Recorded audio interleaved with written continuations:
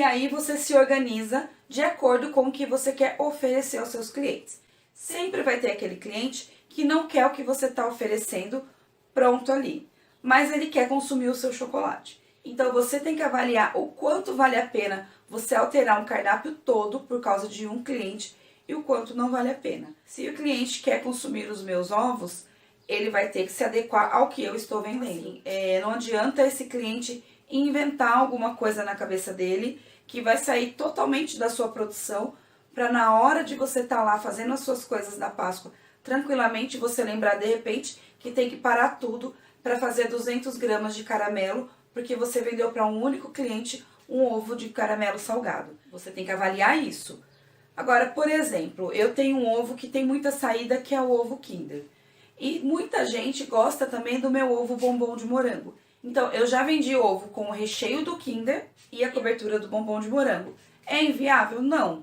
Por quê? Porque eu já vou ter que produzir inúmeros bombons de morango. Então, é somente a finalização.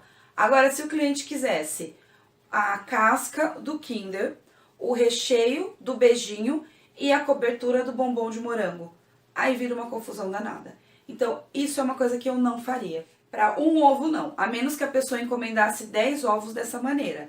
Então, aí compensa. Que aí eu estou produzindo um outro sabor e eu consigo fazer em quantidades. Então, eu consigo ter uma produção e, consequentemente, quando eu tenho uma produção, eu tenho a maior produtividade. Eu não fico ali fazendo uma coisinha, outra.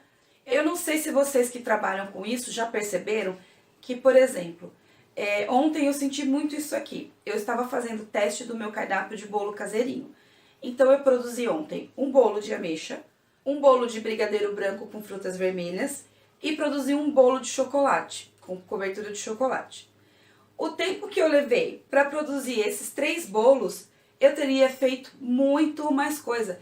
Então, o que eu percebo? Dá muito mais trabalho você fazer esses 3 bolinhos, como eu estou dando de exemplo, do que eu ter feito 30 bolos. Com certeza, teria sido muito menos trabalhoso, porque eu teria me programado de outra maneira e teria feito um esquema para produtividade.